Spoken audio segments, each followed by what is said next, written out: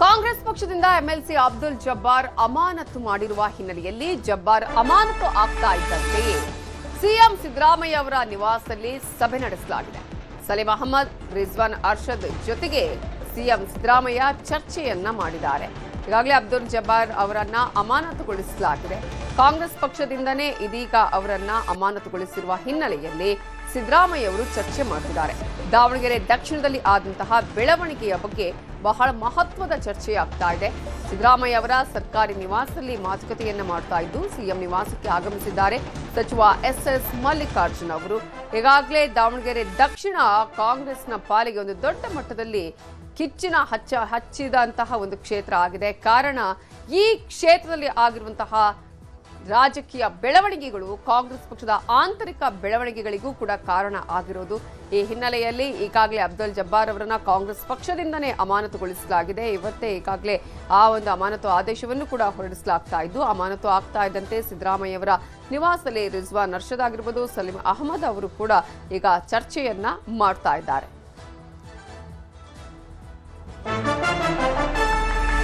ಕಾಂಗ್ರೆಸ್ ಪಕ್ಷದಿಂದ ಅಮಾನತುಗೊಂಡಿರೋದ್ರ ಬಗ್ಗೆ ಜಬ್ಬಾರ್ ಅವರು ಪ್ರತಿಕ್ರಿಯೆ ಕೊಟ್ಟಿದ್ದಾರೆ. ಈಗಾಗಲೇ ಜಬ್ಬಾರ್ ಅವರು ಹೇಳ್ತಾ ಇರೋದು, ನನಗಿನ್ನೂ ಅಮಾನತು ಮಾಡಿರುವ ಲೆಟರ್ ಸಿಕ್ಕಿಲ್ಲ, ಸಸ್ಪೆಂಡ್ ಮಾಡಿರೋದಕ್ಕೆ ಮೊದಲು ಕಾರಣ ಕೊಡ್ಲಿ. ಈಗ ಅಮಾನತು ಮಾಡಬೇಕಾದ್ರೆ ಅವರು ಕಾರಣ ಕೊಡ್ಬೇಕಲ್ಲ, ಯಾವ ಕಾರಣಕ್ಕಾಗಿ ಆ ಕಾರಣವನ್ನ ಕೊಡ್ಲಿ ಅನ್ನುವಂತಹ ವಿಚಾರವನ್ನ ಹೇಳಿದ್ದಾರೆ. ಅಷ್ಟು ಮಾತ್ರ ಅಲ್ಲ, ನನಗೆ ಮಾತ್ರ ಟಿಕೆಟ್ ಬೇಕು ಅಂತ ಕೇಳಿರ್ಲಿಲ್ಲ, ಕುರುಬರಿಗೆ ಆದ್ರೂ ಕೊಡಿ, ಕುಟುಂಬಕ್ಕೆ ಮಾತ್ರ ಬೇಡ ಅಂತ ಹೇಳಿದ್ದೆ. ಆದ್ರೆ ಕೆಲವರು ಅರ್ಜೆಂಟ್ ಆಗಿ ಮಂತ್ರಿ ಆಗ್ಬೇಕು ಅಂತ ಹೀಗೆಲ್ಲ ಮಾಡ್ತಿದ್ದಾರೆ. ಸಲೀಂ ಅಹಮದ್, ರಿಜ್ವಾನ್ ಅರ್ಷದ್ ಬಗ್ಗೆ ಪರೋಕ್ಷವಾಗಿ ಜಬ್ಬಾರ್ ವಾಗ್ದಾಳಿಯನ್ನ ಮಾಡಿದ್ದಾರೆ. ನನಗೇನು ಅದು ಬಂದಿಲ್ಲ, ಬಂದ ಮೇಲೆ ಯಾಕೆ ಏನು ಅನ್ನೋದು ನನಗೆ ತಿಳ್ಕೊಂಡು ಹೇಳ್ತೇನೆ. ಯಾಕಪ್ಪ ಅಂತ ಹೇಳಿದ್ರೆ ಇದು ನೀವು ಹೇಳಿದ ಕೂಡಲೇ ನಾನು ಅದಕ್ಕೆ ಉತ್ತರ ಕೊಡೋಕೆ ಬರೋಂಗಿಲ್ಲ. ಹೌದಪ್ಪ ಹಿಂಗೆ ಆಗಿರ್ಬೋದು, ಏನೋ ಹಿಂಗೆ ತಪ್ಪಾಗಿರ್ಬೋದು ಅಂತ ಹೇಳಿದರೆ ನನಗೇನೋ ಸಮಜಾಯಿಸಿ ಸಿಕ್ಕರೆ ನಾನು ಮಾತಾಡ್ತೀನಿ. ಕೊಡ್ರಿ ಅಂತ ನಾನು ಹೇಳಿಲ್ಲಲ್ಲ.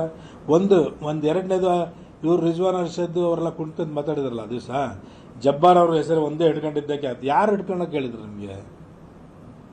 ನಮ್ಮ ಲೆಟರ್ನಲ್ಲಿ ಓಪನ್ ಆಗಿದೆ, ಯಾರ್ಯಾರ ಮುಸ್ಲಿಮ್ಸಿಗೆ ಕೊಡ್ರಿ ಅಂತಲೇ ಇದೆ. ನಮ್ಮಲ್ಲಿ ಎಲ್ಲರೂ ಸಿಗ್ನೇಚರ್ ಮಾಡಿದ್ದಾರೆ ಅದಕ್ಕೆ, ಲೆಟರ್ಗೆ ಇದೆ. ಅದು ನಾವೆಲ್ಲ ಸಿಗ್ನೇಚರ್ ಮಾಡಿ ಎಲ್ಲರಿಗೂ ಅದೇನಪ್ಪ ಅಂದರೆ ಯಾರಿಗಾರೊಬ್ರಿಗೆ ಕೊಡಿ, ಆಕಸ್ಮಿಕವಾಗಿ ಅಲ್ಪಸಂಖ್ಯಾತರಿಗೆ ಕೊಡೋಕ್ಕಾಗಿಲ್ಲ ಅಂದರೆ ಯಾವ್ದಾರ ಅಂಥ ಸಮಾಜಕ್ಕೆ ಕೊಡಿ, ಯಾರಿಗೆ ಪ್ರಾಮುಖ್ಯತೆ ಸಿಕ್ಕಿಲ್ಲ ಅಂತ ಅಂಥ ಸಮಾಜಕ್ಕೆ ಕೊಡಿ ಅಂತ ಹೇಳಿದ್ದೀವಿ.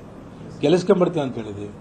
ಎಲ್ಲಿವರೆಗೆ ಅಂತ ಹೇಳಿದರೆ ಶಿವಸೇನೆ ಇವ್ರು ಲಾಸ್ಟ್ ನಮ್ಮ ಫೈನಲ್ ಮೀಟಿಂಗು ಮುಖ್ಯಮಂತ್ರಿಯವ್ರ ಜೊತೆಗೆ ಆದಾಗ ಲಾಸ್ಟಿಗೆ ಅವರು ಅಂದರು ಹಿಂಗೆ ಕಷ್ಟಪ್ಪ ಅವೆಲ್ಲ ಎಲೆಕ್ಷನ್ ಹಂಗೆ ಅಂತ ಅಂದರು.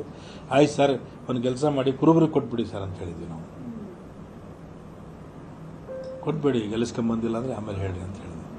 ಅದು ಯಾಕೆ ರೀಸನು ಅಷ್ಟೇ, ಒಂದೇನು ಮನೆಗೆ ಯಾಕಪ್ಪ ಅಷ್ಟು ನಾವು ಮುಂದೆ ಬರೀಬೇಕು, ಇವರಿಗೆಲ್ಲ ತುಳಿಬೇಕಂತ ಸ್ವಲ್ಪ ಜನ ಹೊಂಟಿದ್ದಾರೆ, ಅದು ಮಾಡಕತ್ತಿದ್ದಾರೆ. ನೋಡೋಣ ಎಷ್ಟು ಮಾಡ್ತಾರೋ ಮಾಡಲಿ, ನಮ್ಮ ಕಡೆಯಿಂದ ಏನಾಗ್ತದೆ ಅದನ್ನು ನಾವು ಅದಕ್ಕೆ ಮಾಡ್ತೀವಿ.